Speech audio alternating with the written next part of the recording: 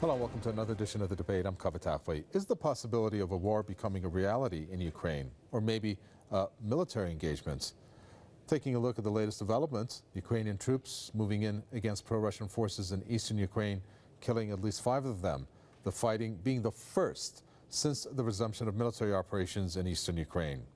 Now, earlier Russia had warned that any attacks against Russian interests would see the same reaction from Russia as it did during the Georgian war. In this edition of The Debate, we will ask first, whatever happened to the Geneva agreements? And then, is this a war of words between the U.S. and Russia? Is the interim government getting its orders from the United States? And what is the danger of this war of words between 2 nuclear-armed nations, namely Russia and the United States? Let me introduce our guest for this edition of The Debate. Investigative journalist Tony Gosling joins us from London. And we have President of the American Institute for Foreign Policy, Michael Lane, who joins us from Washington. Gentlemen, welcome. Let me start first with you, Michael Lane. And let me get your reading into the latest escalation, which, according to reports, Ukrainian troops have killed 5 pro-Russian forces. Yes, well, unfortunate as it is, that appears to be the truth. Look, the situation is that there is ample evidence that the separatists and agitators inside eastern Ukraine are behaving at the behest of Vladimir Putin and his government. The Ukrainian government really has no choice but to react and try and protect the sovereignty of their country. But I think we're going to find out over the course of the next week or so that the Ukrainian defense forces are really horribly trained and horribly equipped. And they're going to be inadequate to the task. But I do believe that's what they're doing now, is the bare minimum they can do to protect the sovereignty of the Ukraine against the Soviet agitators. And what do you think, Michael Lane, about the fact that you had the U.S. Vice President Joe Biden visiting Ukraine, and just in 48 hours after his visit, you have the interim forces of the government there relaunching what they call an anti-terrorism operation. I mean, you talk about the fact that Putin is ordering these, well, what are we going to call them? Some are calling them insurgents, some are calling them pro-Russia protesters, some are calling them Russian insurgents. I'm not sure what to call them anymore, but I mean, do you see a parallel there that could be drawn? I don't. Look, I've heard the theory that that the multiple visits by U.S. interests, most recently Vice President Biden, have been pulling the puppeteer strings behind the scenes in the Ukraine and persuading the Ukrainian government to go ahead and restart these military actions against the Russian insurgents at this particular time. I don't think that's the case. I think that the reason that they stopped a week ago was because there was some naive belief that the Geneva Agreement may have had some effect. And now that it's become clear that there is no Geneva Agreement per se, the Ukrainian government had to go back into defense mode and defend their sovereignty. I think it's just a coincidence of time, not any particular message that Vice President Biden was bringing. Very well. Tony Gosling, I'm glad we have you as an investigative journalist in particular on this program, because the narrative that we're getting through the media obviously is varied, depending on which media you're listening to. First of all, you just heard our guest there, Michael Lane from Washington. Do you agree with his assessment of how he sees the situation? Well, no, not at all. I mean, this attack in Slavyansk is really an interesting one because it's halfway between Donetsk and Kharkov. And what's happening is the major cities, or some of them in the east of Ukraine, are actually being taken over now by militias, by people who are opposed to the new coup government in Kiev. I mean, it seems quite obvious to me that the question that everyone should be asking was, were these people who've been killed today armed or unarmed? And it seems that certainly on the evidence that we've got so far is that they had no weapons whatsoever. So what on earth is Kiev doing, sending in the troops, this is you know, the army, into kill people at these checkpoints when they don't have any weapons to fight back? This, to me, seems absolutely clear that the clear message from Biden and from John Brennan, who, by the way, who was there secretly a few weeks ago, and he didn't like to admit that he was there, but he was there. This is the head of the CIA.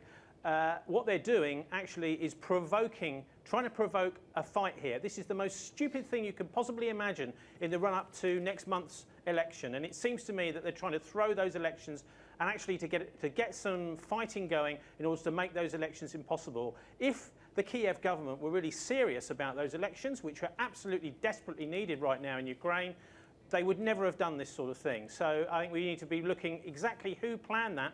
Now, one of the interesting aspects to all of this is that we've got the far right sector people in some of the key positions of security now in Ukraine. Unbelievable, really, that we would have people, some people who aren't actually neo-Nazis. These people are Nazis. What they do is they're openly supporting SS generals and SS people from the Second World War. And I'm absolutely amazed to see the EU actually going along with and supporting this. I think the EU, really, it's time for them to back off completely and say we want nothing whatsoever to do with this new regime if this is the way it's going to behave, because this is clearly not a way to have a peaceful election. Well, we might see that. Who knows? But I'd like to zoom in, Michael Lane, on what our guest Tony Gosling talked about there, of talk about giving Russia a pretext. I mean, that's what I'm assuming that the interim government there does not want, including the U.S., giving a reason for Russia to move into Ukraine. But they sure have a funny way of showing that. When you have the anti-terrorism operation, again, as they call it, launched with 10 or 11,000 of these government forces moving in, and as a result, 5 people to have been killed, pro-Russia protesters, quote unquote. And our guest, Tony Gosling, saying that they weren't even armed. Well, I don't have any specific information as to whether they were armed. Clearly, they should not have been killed if they were not defending themselves against the attack from the Ukrainian government troops. But look, as these things go, this was a very, very minor skirmish. This is not the, quote, pretext under which President Putin is going to move in. But let's not even waste our time with the word pretext. There is no pretext. President Putin is going to move into the Ukraine, eastern Ukraine, sometime in the next week or two, with or without an appropriate pretext. And there is no appropriate pretext. He wants that land. He's going to go in and grab it. You are correct, or my colleague is correct, that it is in the West's interests not to even throw an olive branch in the direction of Putin to give him a plausible, pathetic reason to go into the Ukraine to do this. But he's going to do it with it or without it. And you know, anybody who thinks otherwise, I think, is closing their eyes to the reality of the situation. Well, given what Michael Lane there is saying, Tony Gosling, what is going to be the U.S. reaction, not to mention, of course, the interim government there in Ukraine, were Russia to move into eastern Ukraine? Well, look, I think we should put this in a way, in another way. Imagine, I mean, we've had Sergei Lavrov today saying that this revolution in Ukraine was actually sponsored by the US, or an attempted revolution. It hasn't actually, it seems, really hit home in the East. But imagine if Canada, there was a revolution in Canada that the Russians had funded and supported. How would people in the US react to that? They certainly wouldn't like it. And I can imagine the Americans would be massing on the, troops would be massing on the border of North America. So let's just try and look at this from both perspectives. This is a very irresponsible thing for NATO to support it.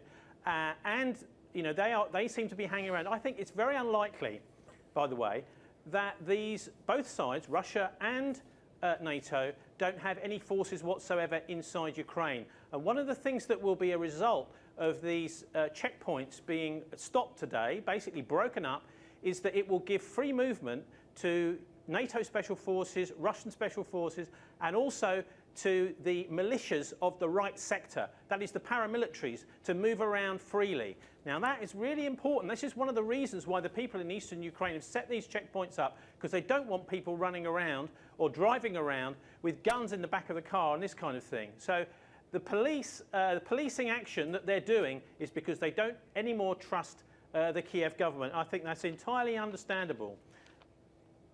Well, Michael Lane, what's the possibility here of the U.S. providing weapons of one kind or another to the interim government forces? Because that has been something that has been thrown about. There have been some calls within the U.S. By people like John McCain, of course, we could mention other ones, other politicians and lawmakers, to provide arms to Ukraine. Do you see that as a possibility? I see it as a very, very low possibility. Look, I agree with my colleague that Western Europe and the United States, it is in their interest for conflict not to occur in the Ukraine, although I think personally the die has already been cast. We are going to have conflict. But the United States has already considered a request, and President Obama has rejected the request of the Ukrainian people for defensive weapons to provide the opportunity for them to more properly defend themselves. Certainly, at this point, Western Europe has very, very little appetite for standing up to President Putin's aggression in this particular area. I don't think we're going to see the providing of military aid to the Ukrainian people, and I think that President Putin is likely to be successful when he decides the time is right to move into eastern Ukraine and grab it. Tony Gosling, I'd like to go back to a statement I made, and I'm wondering, you know, how the breakdown is. Maybe you can enlighten us, whether it's called pro-Russian protesters, or they're called separatists, or they're called insurgents, or masked men maybe, or pro-Russian militants. Are we looking at a fact here that they're not all pro-Russian, as, for example, separatists go? Because there are some reports that say some are not even for what was signed in the Geneva Agreement. They don't agree with any of the parties, especially the interim government there, that they deem as being illegitimate. So it's not all about people being pro-Russian, is it? Can you tell us a breakdown there? Well, no. I mean, what people are worried about, as they would be in any country, is when you get the far right into some key positions like the Interior Ministry.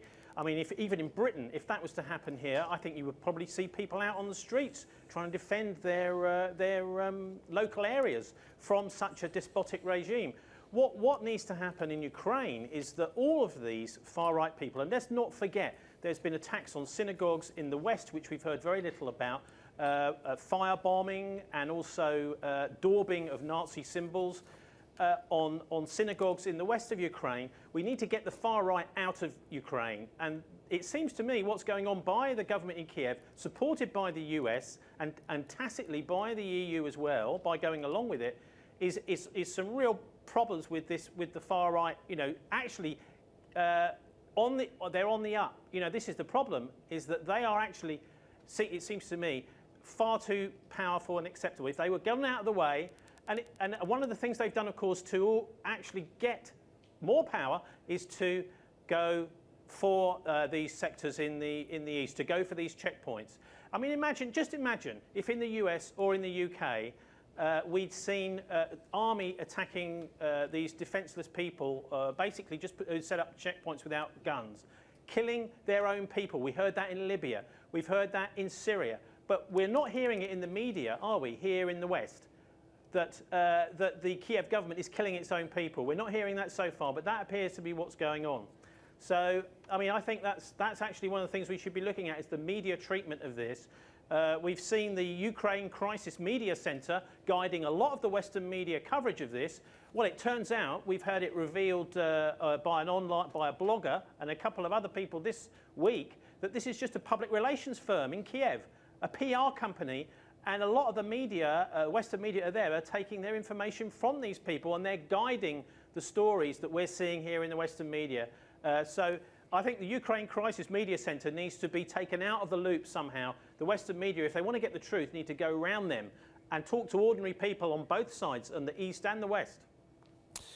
Well, we're going to get to one of the examples, and perhaps you can tell us more, Tony Gosling, about the New York Times one that I'm talking about in the fake photos. I want to ask you a reaction to that. But first, Michael Lane, do you think that the Russian President Vladimir Putin, looking at his through his lenses, is trying to take advantage of a weak force that the interim government has, and doesn't want this situation to de-escalate because he doesn't want to see the easing of tensions? He wants to move in to eastern Ukraine.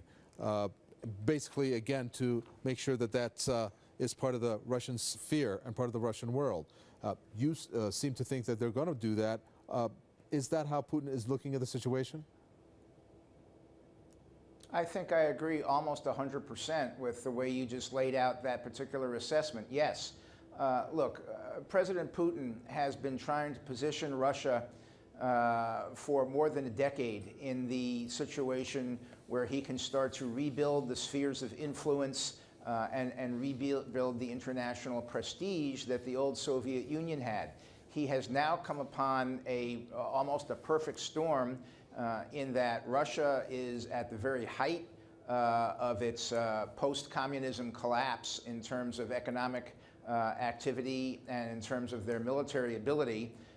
The West is at this point in an economic doldrums, recession. Our economies are not as strong as they once were to compete on an economic basis. And as a result, the militaries of Western Europe, if you look at the guidelines of 2% of GDP for NATO members to be spent on military, hardly any of the countries in NATO are actually meeting that target. There's no doubt in my mind that if it actually came to an all-out effort, that NATO would prevail over Russia. But I don't think there's any appetite in NATO at all for challenging Russian moves on this particular thing. I mean, look at what the United States has just done. We've sent 600 troops to Eastern Europe, Poland, and the Balkans as a show of force in response to what's going on. 600 troops is absolutely nothing. It is at best a weak symbol, and it certainly carries no particular military significance. Well, Tony Gosling, my question to you about that New York Times publishing of fake photos, just one of the fake items introduced by the media in this, of which they had Russian militants in different pictures, and it turned out that that was false. Why is it that you're having Western media outlets like what is called a reputable agency like the New York Times publishing these fake photos? It is said that it was with the consent of the White House. Do you believe that? Do you believe that this was indeed fake Russian militants, the pictures? I don't know if you saw them or not. Yes, I have seen them, and the problem is this is becoming actually quite common in the Western media, isn't it? In the London press, the New York press. I mean, I have a friend who used to work at the BBC in London in the newsroom there, and they were regularly taking calls from Downing Street, you know, basically saying, well, you should do this and you should do that. So, you know, there is a direct line from these, the centre of politics into a lot of these state media players. But look, you know, we've got a situation over decades where NATO has been working with fascists in Europe. If you look on the internet, you'll find Operation Gladio, where innocent civilians in Europe, since the 1970s, have been being killed in the interests of US foreign policy in Europe. I mean, it's part of NATO's modus operandi. This is NATO intelligence. Operation Gladio, it's called. And actually, NATO has been working very closely with the far right, including the far right in Ukraine, for many, many years, for decades. So this is, you know, it's very understandable that the Russians will be thinking what's going on now is just an adjunct of NATO. NATO aren't there in numbers, as our guest has said, but they have an awful lot of irregulars and black operations going on. And my worry is, I mean, I speak to many people, they say, of course, nobody wants a war. But actually, I think the West and NATO maybe do want a war. Because then, if they get a war, even a big one, you know, the Middle East stuff seems to have been a sideshow for many years now, and we're now getting down to brass tacks with the old Cold War heating up again, is that they would then blame an economic crash, an economic crisis, which is already brewing up here in the West, on somebody else, on the war. So there are people who are cynical enough, I believe, in the West to do that. Very well. Quick reaction from you, Michael Lane. Operation Gladio. Gladio is the code name for this clandestine NATO stay behind operation in Europe, as it's called, during the Cold War, said to be against Russia. Do you believe in this operation, as our guest there, Tony Gosling, mentioned? Well, you know, I would expect, as a matter of course, that NATO, the West, United States, whatever you want to call it, does have special forces, black ops going on a regular basis. I would imagine that under current circumstances, those forces are beefed up. Exactly what their mission is or where they're going, I wouldn't be able to say that for sure, but certainly anything that they can do to persuade President Putin that he should not cross the border into the eastern Ukraine would be part of their mission. I just don't think they have what it takes to make that happen. I said it before, I'll say it again. I think in the next week or two, President Putin crosses in and takes eastern Ukraine just as a matter of course. Tony Gosling, do you agree that Russia looking to annex the east of Ukraine as it did with Crimea in 30 seconds? I don't actually think so, no. I think what's happening here is an attempt to provoke the Russians into a response. And it looks to me as if a kind of armed groups, militias in the east of Ukraine will probably be able to deal with this far right on their own. There's a real attempt to provoke something that the NATO can then jump on the Russians and really, re-get the Cold War going again. And I hope, to goodness, to God, that that doesn't happen.